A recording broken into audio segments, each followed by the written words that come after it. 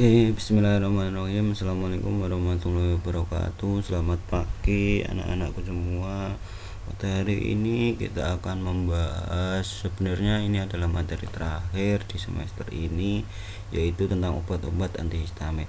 Untuk minggu berikutnya nanti mungkin Bapak akan lakukan kembali ke materi yang sebelumnya, yaitu kita mengulang, tapi dalam arti Bapak sesuaikan materinya dengan seenggaknya apa nanti yang kalian lakukan di PKL nanti atau di lapangan nanti. Jadi kalian terbiasa nantinya saat ketika menemui pasien A dan B dan harus diberikan obat apa.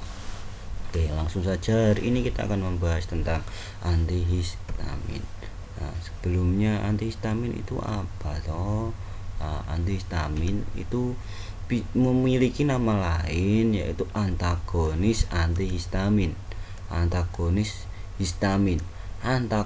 Nah, kalau kalian teman-teman yang sering nonton sinetron, tokoh antagonis, nah berarti kan tokoh jahat atau anti kebaikan. Nah, sama antagonis di sini juga sama, yaitu anti atau mencegah.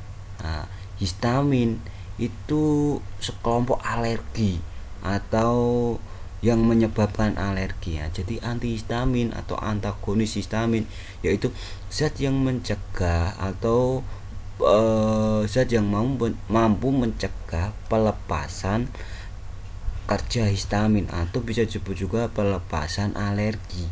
Nah, jadi dia untuk mencegah. Nah, histamin adalah zat kimia yang diproduksi oleh sel-sel tubuh ketika mengalami reaksi alergi. Nah, jadi ketika kita misal suatu ketika alergi udang, kita makan udang, maka tubuh kita akan memerah, kadang bentol kayak gitu. Jadi Pak, ketika berarti ini kan zatnya untuk mencegah ya Pak. Kalau kita misalkan punya alergi udang, kita minum obat ini dulu baru makan, bisa Pak? Kemungkinan masih bisa. Dalam arti apa? Dia akan zat ini akan kompetisi menuju ke reseptornya. Ini reseptor itu terminalnya. Jadi kalau kita misalkan tahu alergi udang, kita terpaksa harus makanannya hanya itu, maka sebaiknya bisa minum antihistamin dulu baru kita makan. Itu memungkinkan, tapi belum ada suatu penelitian di mana jika hal tersebut dilakukan, itu reaksi alerginya tidak akan muncul. Ya muncul, tapi tidak akan separah tanpa minum antihistamin dulu. Nah, antihistamin sebenarnya dibagi menjadi 4. Satu, golongan pertama itu ada antihistamin dengan reseptor H1. Nah, secara klinis digunakan untuk mengobati alergi. Nah, sedangkan antagonis reseptor H2 itu biasanya untuk meningkatkan sekresi asam lambung. Jadi untuk mengobati keluhan dari asam lambung. Jadi obat-obat lambung itu masuknya H2, antihistamin H2. Sedangkan untuk H3 itu berkhasiat untuk memperkuat kognitif atau mengobati orang-orang Alzheimer. Alzheimer itu orang yang sering lupa. Skizofren itu juga gangguan saraf. Pokoknya ini penyakit gangguan saraf. Itu yang bekerja adalah antihistamin atau reseptor H3. Nah, jadi kalau untuk H1 itu alergi, H2 itu lambung, H3 itu untuk mengobati obat saraf. Sedangkan untuk yang keempat terakhir yaitu antihistamin H4. Nah, itu memiliki khasiat imodulator. Artinya apa, Pak? Ini jadi untuk meningkatkan daya tahan. Sedang diteliti khasiat sebagai antiinflamasi dan analgetik. Jadi H4 itu lebih ke imun, jadi meningkatkan sistem imun. Nah, jadi ada 4, itu fungsinya beda-beda.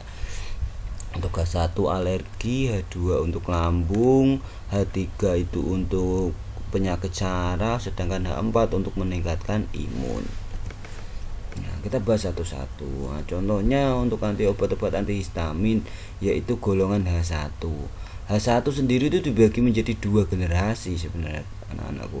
Nah, jadi H1 itu dibagi menjadi 2 generasi. Generasi pertama Yang namanya generasi pertama ya seperti kalau ibarat kata seperti motor, sepeda motor.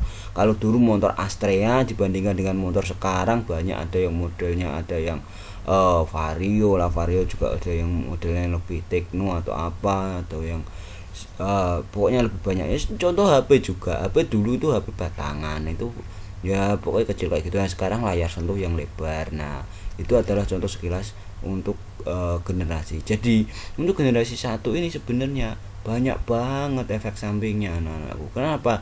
Nah karena dia juga generasi lama, sama seperti HP. HP kalau batangan cuma bisanya ya untuk nelpon toh. Nah, ya itu termasuk efek sampingnya. Kalau yang terbaru lebih enak, lebih fleksibel, kita makanya juga lebih enak. Nah sama. Kalau generasi satu ada satu dimenhidrinat. Nah, kalau anak dimenhidramin ini hampir sama. Kalau anak-anakku yang sering berpergian dan sering mabuk, seharusnya sih tidak akan asing dengan kata-kata ini. Nah, dimenhidrinat, dimenhidramin itu di mana? Di antimu, di dramamin. Ini kalau anak-anak semua melihat isinya kandungannya kan ini. Nah, jadi dimenhidrinat, dimenhidramin. Loh Pak, oh itu kan obat mabuk. Kenapa kok disebut antihistamin? Iya, dia masuk antihistamin yang golongan H1. Dia bekerjanya itu menutup reseptor. Mungkin kalau misalkan dianalogkan mabuk itu pun alergi. Alergi apa? Alergi perjalanan. Nah, makanya dia masuk golongan antihistamin. Nah, jadi ada dimenhidrinat, ada dimenhidramin. Nah, ini untuk mabuk perjalanan, pilihan untuk mabuk perjalanan. Nah, yang paling sering dan menjadi obat pasaran sejak dulu dan sampai sekarang yaitu kloramfeniramin maleat atau yang terkenalnya disebut juga CTM. Nah, nama lain CTM apa Pak? Ya, kloramfeniramin maleat. Jadi seperti itu. Untuk apa ya? Untuk alergi. Nah, ada juga prometazin. Jadi nanti kalau teman-teman praktek ketika menikah, Mbak minta obat ini, kok teman-teman baca, oh ternyata kok prometazin, oh ini nganu, ini berarti obat antihistamin golongan 1 seperti yang Pak Pendi katakan. Nah jadi prometazin itu juga antihistamin. Chlorcyclorazine ini juga antihistamin, cuma jarang banget keluar. Makanya teman-teman anak-anakku semua mungkin jarang dengar yang ini, apalagi yang ini oxatasamid. Jadi ini juga termasuk obat alergi, cuma jarang terkenal, jadi makanya sering kita lupakan. Yang penting adalah 1, 2, 3, 4 ini anak-anakku semua hafal, seenggak-enggaknya paham. Oh itu ternyata obat antihistamin Pak, itu untuk antihistamin tapi fokus ke perjalanan mabuk. Nah, jadi seperti itu. Nah, yang perlu digarisbawahi anak-anakku semua, untuk yang golongan generasi 1 ini efek samping khasnya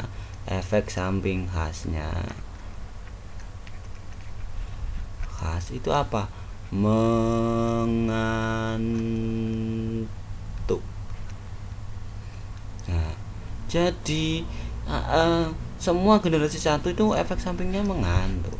Nah, coba teman anak-anakku, kalau misalkan amati orang yang minum dimenhidrinat saat sebelum perjalanan, kan diminum ini harus diminum 1-2 jam sebelum perjalanan.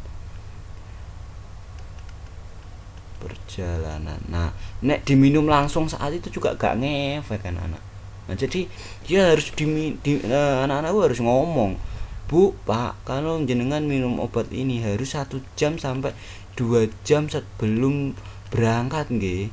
Jangan langsung di atas kendaraan diminum, nggak ngefek, tetap mabuk biasanya. Nah, jadi ini KIE atau aturan pakainya obat ini adalah 1-2 jam sebelum perjalanan. Ini juga sama. Nah, kalau anak-anakku nanti perhatikan, orang yang minum obat mabuk itu sebenarnya kan di atas kendaraan dia akan tidur. Nah, ini efek sampingnya khasnya itu. Nah, jadi di atas kendaraan sebenarnya dia tidur, makanya dia nggak akan pusing, jadi kayak gitu. Makanya di sini efek sampingnya itu ya efek terapeutik atau efek yang diinginkan. Sebenarnya itu juga efek sampingnya. Nah jadi seperti itu. Jadi efek samping khasnya itu yaitu mengantuk.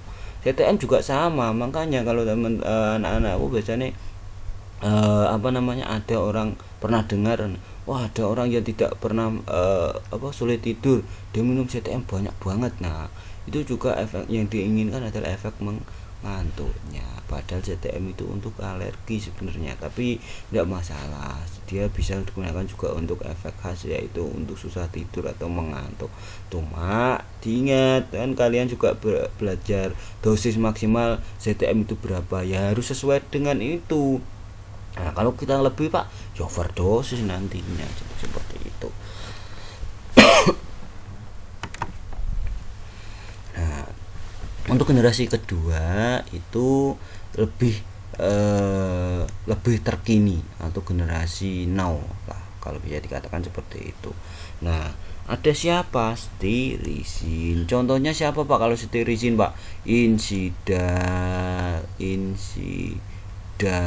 ini yang paling terkenal. Loratadin juga ada, levostirisin, esloratadin. Ininya ada dua ini sih sebenarnya, stirisin dan loratadin. Jadi ini tidak menyebabkan ngantuk. Jadi suatu ketika anak-anak ada seorang Gojek atau Grab, nah, dia ternyata mengalami alergi. Nah, dia masih ada pekerjaan yang harus dituntutnya, dia harus mengantar suatu barang.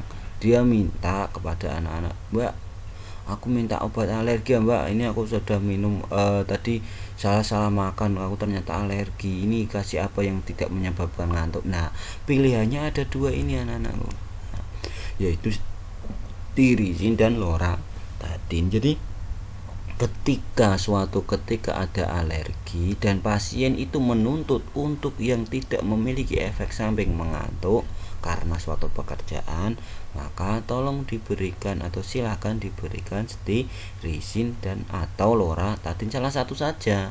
Nah, pak yang paling bagus biasanya apa pak? Biasanya sih yang paling sering digunakan ada stirisin, nanti baru loratadin. Jadi seperti itu. Jadi nanti sesuaikan saja. Kalau misalnya dia menginginkan, mbak aku alergi tapi pengen iso turu sisan, nah berarti pilihannya adalah yang generasi 1. Tapi kalau dia tidak menginginkan untuk mengantuk, ya generasi kedua. Jadi seperti itu, sama-sama antihistamin. Nah berikutnya ada antihistamin golongan H2. H2 tadi kan kita sudah belajar ya, untuk H2 itu berhubungan dengan lambung. Nah, jadi dia ya yang termasuk H2 itu ya obat lambung. Contohnya apa pak? Ranitidin, famotidin, simetidin, nizatidin, pokoknya yang tidin. Nah ini semua adalah obat untuk penyakit lambung, atau yang orang awam atau orang sekitar kita biasanya menyebutnya yaitu mah. Nah, jadi ini obat-obat mah. Jadi simetidin, ranitidin, famotidin, nizatidin, ya ini obat-obat untuk penyakit mah atau penyakit lambung. Biasanya untuk ranitidin ini diminum 30 menit sebelum makan.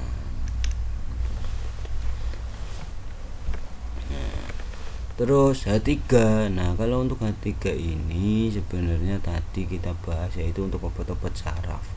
Nah, contohnya siapa? Ciprofloxacin, clobenpropid. Ini adalah untuk obat-obat saraf. Terutama siapa pak? Alzheimer atau yang sering lupa itu.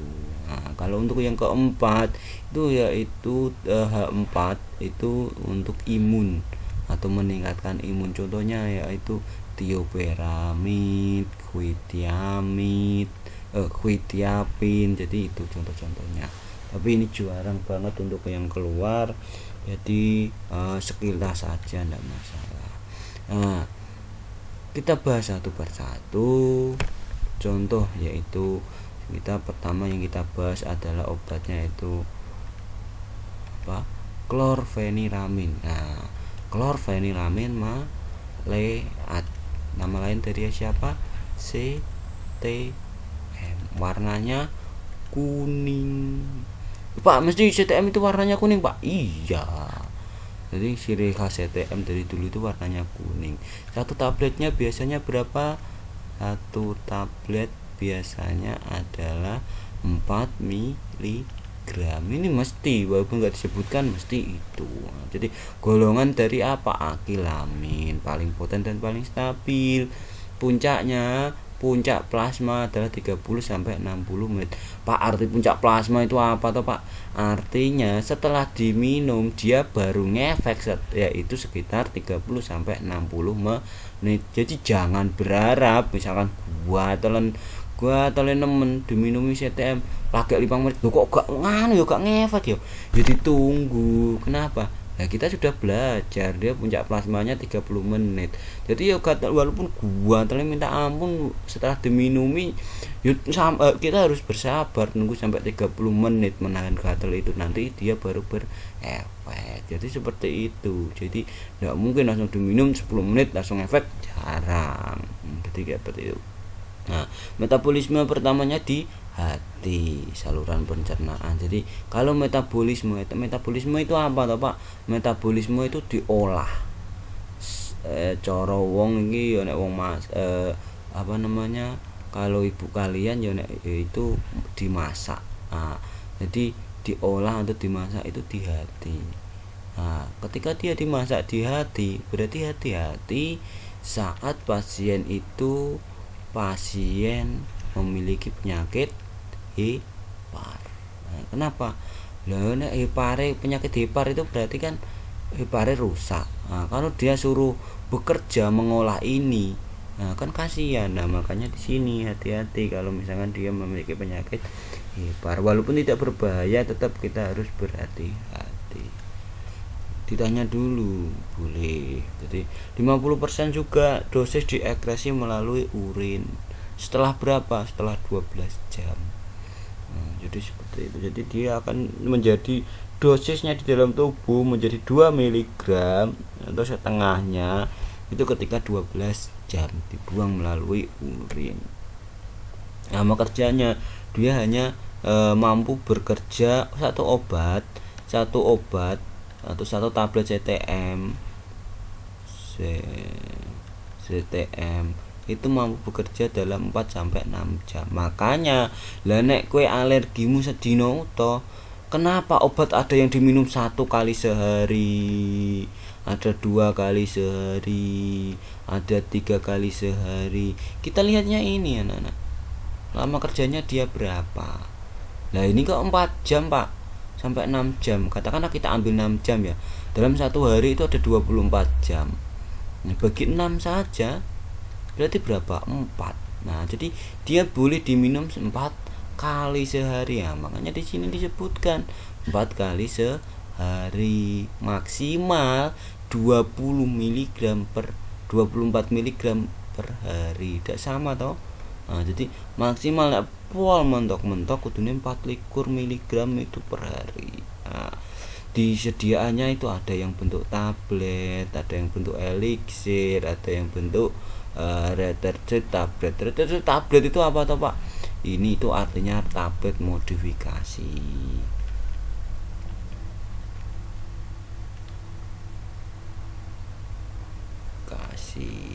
Nah, tablet modifikasi artinya, Pak, ini kan tadi walaupun sediaannya yang 2 ini tidak ada ya, di pasaran sangat sulit kita mencari CTM yang 2 mg itu sangat sulit. Jadi anggap saja tabletnya adalah 4 mg. Nah, tablet modifikasi itu apa, Pak? Nah, misal ya, anak-anak misal alergi minum CTM sehari itu kan bisa sampai 3 sampai 4 kali kan. Nah, nek kita minum, nek kita alergi ini sedino. Lah nek kok 3 dino, kan bosan ngombe obat terus kayak gini tuh. Sedino itu ping 3, sisuk awan sore bengi, isuk awan sore, isuk awan sore, kadang nek bengine Jumat bengi neh. Nah, kayak gitu kan kita capek, dalam arti alah kok minum obat terus. Nah, makanya di sini diadakan namanya tablet modifikasi. Jadi dia sekali minum saja itu sudah mewakili ini. Nah, jadi cukup diminum pagi itu efeknya bisa sampai nanti sore. Jadi siangnya nggak usah minum. Makanya dosisnya ini besar. Nah, jadi dia itu tabletnya itu dimodifikasi, misal tabletnya ini biasa, itu keluarnya sedikit-sedikit langsung keluar pecah ke lambung. Nah, ini tablet biasa. Nah, kalau tablet modifikasi dia ada berlapis-lapis anak-anak. Ini terus ini dilapisi lagi, ini ada lapisan lagi. Nah, jadi dia ini nanti akan keluar sedikit-sedikit. Jret, bolong sidik. Nah, nah ini kan langsung bolong kabeh. Nah, langsung pecah. Nah, makanya di sini minumnya langsung sampai 3 sampai 4 kali. Nah, kalau tablet modifikasi ya bolongnya cuma telu kayak gini, jadi metune sidik-sidik dikontrol. Sehingga ini awet, zat aktifnya kan ini di dalamnya kan ini langsung pecah. Nah, ini zat aktifnya di dalamnya ini juga, cuma dia keluarnya sedikit-sedikit dikontrol. Nah, ben awet sampai sehari. Nah, makanya ini namanya tablet modifikasi. Jadi seperti itu. Ada juga dimenhidramin. Nah, kadar puncaknya itu 1 sampai 5 jam. Nah, makanya tadi Bapak bilang kalau minum ini tolong dibilangin 1 jam sebelum atau 1 sampai 2 jam sebelum berangkat. Kenapa? Lah wong kadar puncaknya dia 1 sampai 5 jam. Lah nek diminum saat naik pesawat atau naik naik kendaraan, naik mobil, ya tetapi jam mabuk. Kenapa? Lah belum berefek kok dia sudah berjalan 1 jam di dalam mobil, ya sudah bergoncang-goncang, ya otomatis lah langsung pusing. Nah, makanya dibilangin nanti kalau misalkan suatu ketika ada pasien yang beli dimenhidramin antimo, terus ada obat-obat lain yang untuk mabuk, dibilangin saja, Pak, Bu, ini diminum 1 jam sebelum berangkat nggih, sebelum naik kendaraan. Kenapa? Kadar puncaknya itu 1 sampai 5 jam baru berefek. Dia bertahannya itu cuma 2 jam. Nah, jadi sebenarnya dia bertahannya cuma 2 jam. Nah, jadi nanti kalau misalkan dia tapi kok bisa lama, kadang kok bisa nggak mabuk, kita perjalanan kan lama Pak, kenapa itu bertahannya cuma 2 jam kok masih berefek? Ya tadi dibantu dengan efek samping yang ditimbulkan, yaitu ngantuk. Nah, makanya dia masih bertahan. Jadi seperti itu. Nah, bersifat iritatif terhadap nekrosis. Nekrosis itu apa Pak? Nekrosis itu adalah nekro itu kematian jaringan pada ginjal ini kalau nggak salah. Jadi seperti itu. Nah, dia lama kerjanya 4 sampai 6 jam, makanya nanti bisa diminum 3 kali sehari. Misalkan perjalanannya benar-benar sedina utuh dari Pati ke Jakarta, itu kan hampir 12 jam tuh. Nah, itu boleh diminum 2 sampai 3 kali. Dosisnya yang ada 25, ada 50. Dia hati-hati ini ya. Untuk khusus yang dimenhidramin itu dia menyebabkan hipertensi. Nah, jadi kalau misalkan nanti dia ditanya, jadi kan anak-anak sudah belajar seperti ini ya. Jadi sambil berpikir, sambil berlogika. Oh, ini menyebabkan hipertensi dimenhidramin ini. Dia menyebabkan hipertensi ya. Nah, jadi anak-anak harus berpikir apa yang harus ditanyakan kepada pasien. Bu, Pak, punya hipertensi ndak? Wah iya Dek, tadi tak tensi itu ternyata 160 Dek, jarene 160 110. Aku pengen iki meh ngetero anakku nang Jakarta. Iki aku tuku dimenhidramin. Oh jangan Bu, kenapa? Karena kemungkinan ini menyebabkan hipertensi, jadi efek sampingnya yang ditimbulkan hipertensi, jadi diganti, jangan dimenhidramin, bisa menggunakan yang satunya kan tadi obat mabuk kan nggak hanya dimenhidramin, dia juga ada dimenhidrina juga. Nah, jadi kita ganti yang lebih aman. Saya sarankan jangan antimo Bu, misal seperti itu, gunakan saja Dramamine. Kenapa? Karena ini efek samping untuk hipertensinya sangat kecil. Nah, jadi seperti itu. Jadi kalau menemukan dia menyebabkan hipertensi, jadi hati-hati pada pasien tersebut kalau memiliki penyakit itu. Nah, ada juga dihidroksazin tadi yang kurang begitu terkenal. Jadi dia ada agresi di urin, kadar plasmanya 2 sampai 3 jam. dosisnya adalah ini. Nah, ini loratadin. Loratadin itu diberikan 1 kali sehari. Kenapa? Bisa 1 kali sehari. Kenapa? Karena dia long acting. Long itu panjang, acting itu kerja. Jadi kerjanya itu panjang. Masa kerjanya lihat 24 jam. Nah, jadi dia cukup 1 kali sehari. Udah cukup untuk loratadin. Nah, cepat diabsorpsi. Puncaknya 1 sampai 1,5 jam. Lebih cepat mana sama CTM? Ya lebih cepat CTM sedikit. Cuma kerjanya lebih panjang ini. Nah, ini 1 jam baru berefek, tapi dia kerjanya sampai suwi 24 jam. Sedangkan tadi CTM 30 menit sudah berefek, cuma kerjanya 6 jam itu sudah kesel, ini sudah pati. Nah, yang ini 24 jam baru habis. Kira sih untuk di urin, indikasi untuk alergi untuk anak yang lebih dari 6 tahun. Kalau yang kurang dari 6 tahun Pak, jangan diberikan ini, tidak boleh. Karena efek sampingnya apa? Myocardial calcium channel. Dia akan mengakibatkan kadar kalsium di mio itu jantung. Kadar kalsium di jantung itu kurang atau gangguan kadar kalsium di jantung, makanya dia akan mengakibatkan disritmia. Disritmia itu apa Pak? Aritmia itu detak jantungnya tidak beraturan. Biasanya kalau kita deg deg deg deg deg deg deg deg beraturan. Nah, kalau kita minum loratadin ini biasanya bisa sampai deg deg deg deg deg deg deg deg deg deg deg deg. Nah, jadi nggak beraturan banget, itu namanya disrit. Nah, dosisnya yaitu cuma 1 anak-anak. Jadi dia cuma 10 mg per orang dosisnya. Untuk anak-anak tadi lebih dari 6 tahun itu dihitungnya berdasarkan berat badan ya. Nah, Pak, itu cara ngitungnya piye toh Pak? Aku nek misalkan saya tuh seneng ngitung-ngitung Pak. Misal ya, suka seneng itu. Misal suatu ketika aku pengen belajar Pak, ini cara ngitungnya itu gimana toh Pak?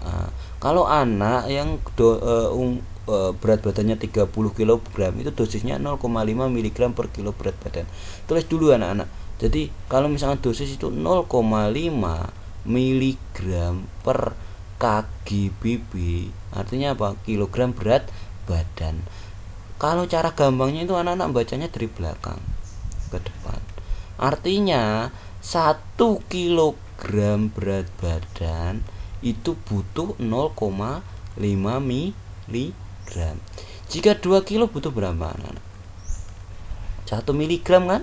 Nah, kalau misalkan itu 20 kilo anak-anak, berapa? Berarti berapa? 20 kilo butuh 10 mg. Dari mana Pak? Ya cara gampangnya, wong 1 aja dapatnya 0,5, 2 dapatnya 1. Ya sudah, berat badannya tinggal dikalikan 0,5. Misal delalah adik yang punya adik, misal, oh Pak, adik saya itu alergi, mau tak belikan loratadin. Berat badannya itu segini, 30 kilo. Berapa Pak dosisnya kira-kira Pak? Ya udah tinggal 30 kali 0,5. Berarti dosisnya berapa? 15 mg. Ya toh? Nah, jadi seperti itu. Dosis tunggal.